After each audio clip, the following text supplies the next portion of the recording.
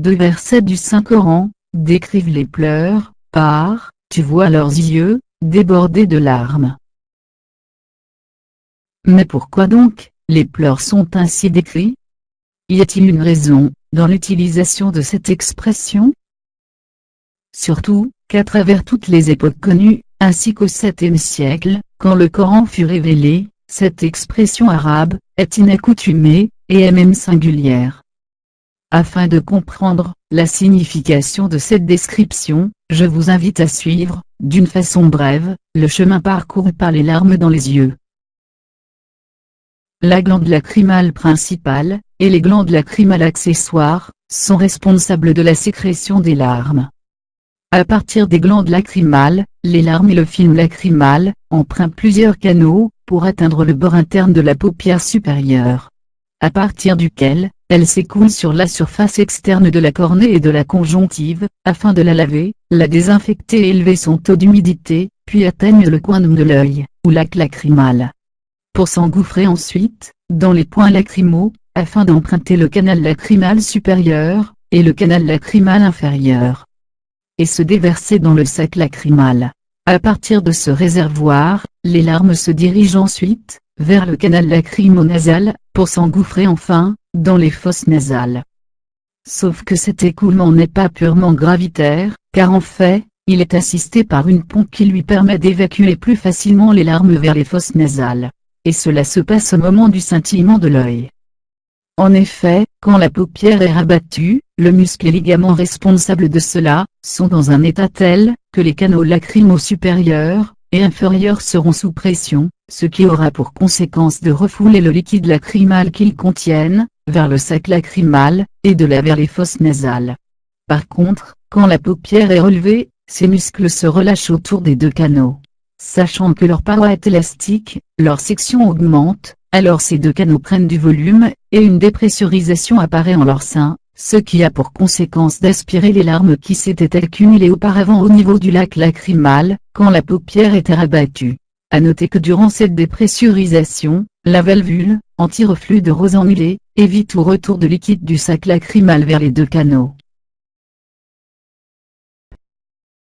Ainsi, dans les conditions normales, pour évacuer ces larmes, l'œil est doté d'une pompe qui aspire les larmes du lac lacrymal, et les refoule au sac lacrymal.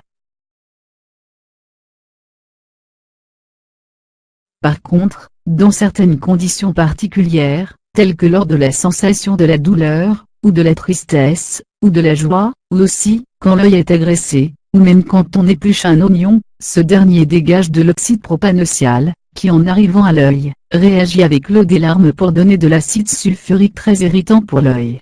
Les glandes sécrètent une plus grande quantité de larmes, et la pompe lacrymale s'engorge. Le sac lacrymal étant entièrement rempli, apparaît alors l'écoulement des larmes au nez. À ce moment, les larmes des yeux, ne pouvant emprunter la pompe lacrymale, débordent des yeux.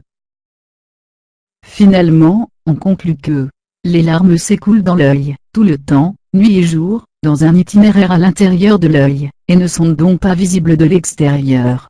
Mais durant les pleurs, les glandes lacrymales déversent trop de larmes.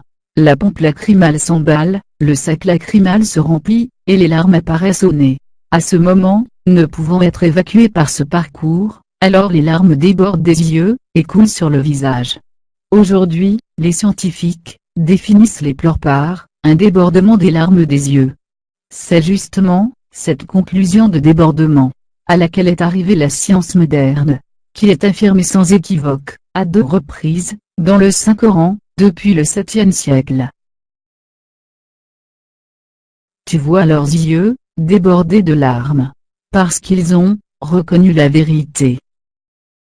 Voici le texte du Saint-Coran. ترى أعينهم تفيض من الدمع مما عرفوا من الحق. Ils retournèrent, les yeux débordant de larmes. Voici le texte du Saint-Coran. تولوا وأعينهم تفيض من الدمع الدمع حزنا ألا يجدوا ما ينفقون.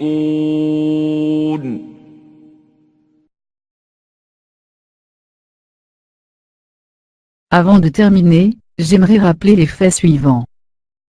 1. En Orient. Ce n'est qu'au Xe siècle, qu'Ibn Sina, Avicenne, le premier, décrivit avec justesse l'anatomie de l'œil humain, et les symptômes de la cataracte.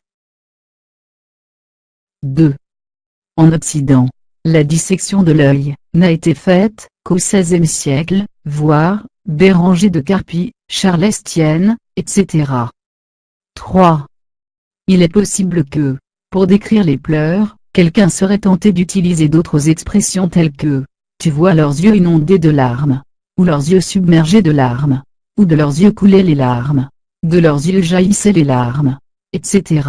Malheureusement, toutes ces descriptions ne nous avisent pas qu'avant les pleurs les larmes étaient déjà présentes, contrairement au verbe déborder. En effet, si les larmes devaient déborder pendant les pleurs, alors implicitement, cela démontre qu'avant les pleurs, les larmes étaient déjà présentes. Et que justement, ces pleurs ne sont que leur débordement. La science contemporaine a abouti à cette réalité, et a inévitablement décrit les pleurs par le débordement des larmes. 4. Dans le Saint-Coran, les pleurs sont évoqués 6 fois.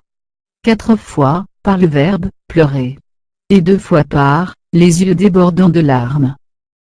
Mais, jamais par un verbe, autre que « déborder » ou « pleurer ». 5.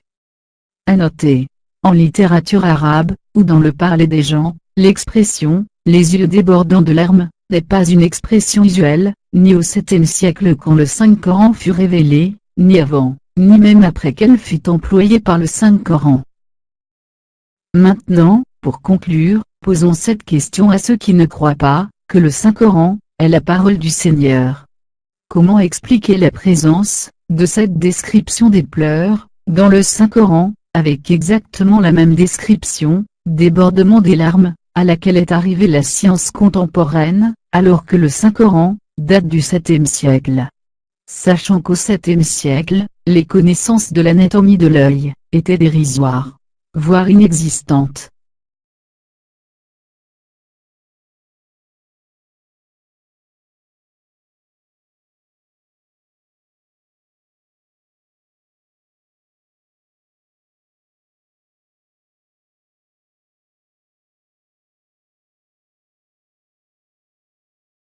Merci pour votre attention.